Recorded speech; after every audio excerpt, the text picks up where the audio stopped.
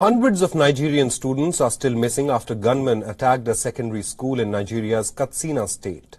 The government science secondary school in Kankara was attacked on Friday night by a large group of bandits who shot with AK-47 rifles. More than 300 students from the all-boys government science school in Kankara still are missing. Attacks by armed gangs, widely known as bandits, are common throughout northwestern Nigeria. The groups attack civilians, stealing or kidnapping them for ransom.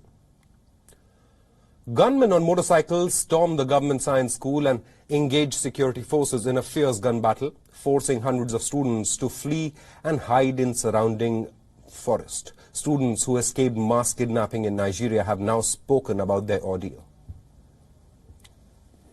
aka rika jin halbin bindiga kawai na ji a ruga lokacin da zan ma hito mutane sun gama hitowa waje sai na yi maza nima na rugo waje ina rutuwa waje da sai kuma aka ce mu dawo mu kulle house muna dawowa tun kan su shigo cikin makarantar kenan to sai daga baya kuma bayan sun shigo sai aka rika cewa wallahi ga sun shigo cikin makarantar muka yi to duk mun haura katanga mun dira sai suka da koro mu suna cewa mu dawo irin kamar ba abin da za su yi mana din nan mun kuma mun dauka sojoji ne za su taimaka mana ne ashe ba sojoji bane ba ban samu damar wucewa ba tun harko ne ya guduwa sai suka jawo ni sun dauko kara su yanka na ruga na shige cikin mutane na shige ne ta gudu ba su samu suka kano ni ba sai na juya riga ta saboda kila sun ga sunan bayana ko kuma wannan sai na juya ta gaba daya sai da kana ne maza ne gaba muka ta tafiya suka ce daga duk wanda suka kara kamawa zai gudu sai sun kashe shi kawai muka ta tafiya daga nan ban ma san ina muke tafiya ba mu shiga wannan dajin mu shiga wannan dutsen mu hau wannan dutsen ba mu san ina muka zuwa ba har gari ya waye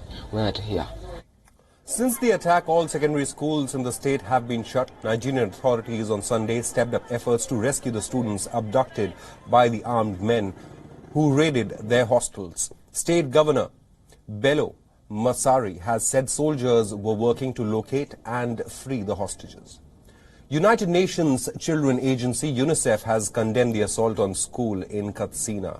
UNICEF in a statement said that it condemns in the strongest possible terms this brutal attack and calls for the immediate and unconditional release of all children and their return to their families. The global children body said it was deeply concerned about these acts of violence. Attacks on schools are a violation of children's rights. This is a grim reminder that abductions of children and widespread grave violations of children's rights continue to take place in northern Nigeria.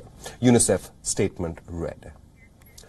We are now being joined by Abdul Baki Jari, who's a journalist based in the capital city of Nigeria, that is Abuja. Welcome to Beyond. Thank you so much for joining us. It's been almost 24 hours since these bandits, as they are called in Nigeria, attacked the school carrying AK-47 rifles. We just heard a statement by one of the students who managed to escape, and he said that the gunmen threatened to kill anyone who tried to escape. Close to 300 to 400 students are still missing. What do we know? What's the latest? Yesterday, the official spokesperson of the president, that's Malam Garba Shehu, told one of the media in Nigeria that one of the boys who escaped told them that there are only 10 boys with those bandits. Whereas the state governor, Aminu Bello Masari, yesterday said that over 332 students are yet to be accounted for. While it is still possible that some of the students might have gone into the forest and other places hiding, but so far, according to the governor, those 333 students are yet to be accounted for. We have also learned from the military sources yesterday that the Chief of Army Staff and the Minister of Defense in Nigeria and the National Security Advisor are all in Katsina State in an effort to find those missing students. So far, the bandits have not yet made any claim of number of students abducted. They are yet to present any demand to the government or to the people. As you have mentioned, there has been a series of attacks and organized crime in northwestern Nigeria.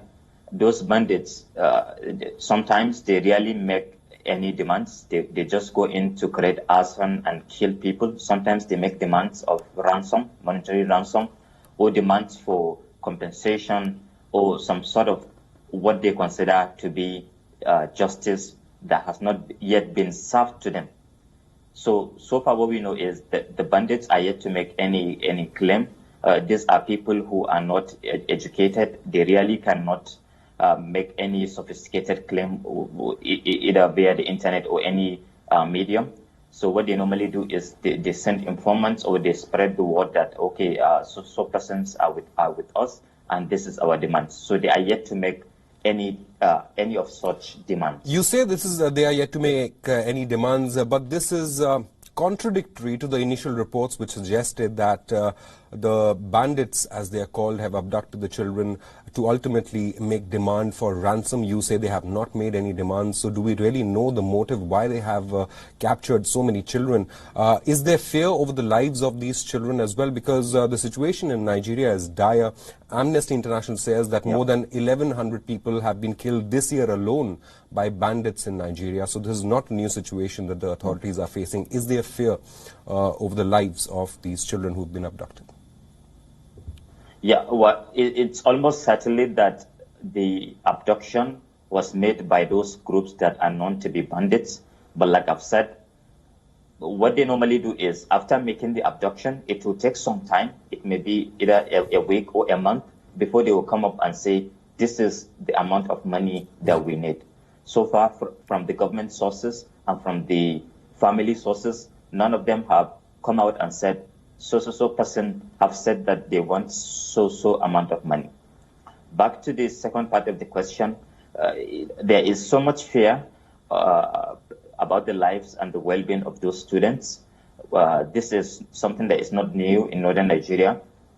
If we could remember, there was the viral news of the abduction of more than 236 students in 2014 at the Chibok Secondary School in Borno State.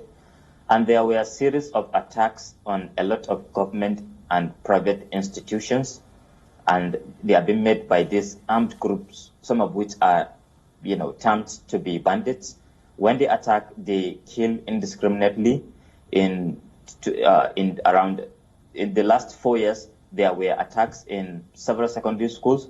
In 2014, there was attack in Buniyadi, a secondary school in Yobe, where more than 50 students were slaughtered. Right. There was also attack in a government secondary school in same Yobe state, where female students, more than 50 of them, were abducted in Dapchi. Absolutely. So no one can really say that these organized criminals are in any way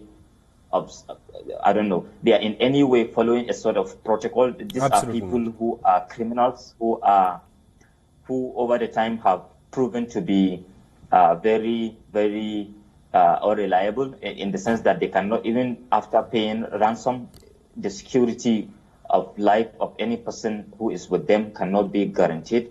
As several times, even when people pay the ransom, they still go ahead and execute the victims. So questions still there is so remain much over the fear safety of the students, but we are hoping that authorities would be able to rescue them. But Mr. Jari, there are reports which suggest that the hideout has been identified and there has been exchange of fire between the government forces and these bandits. Do we have any confirmation of that? Yes.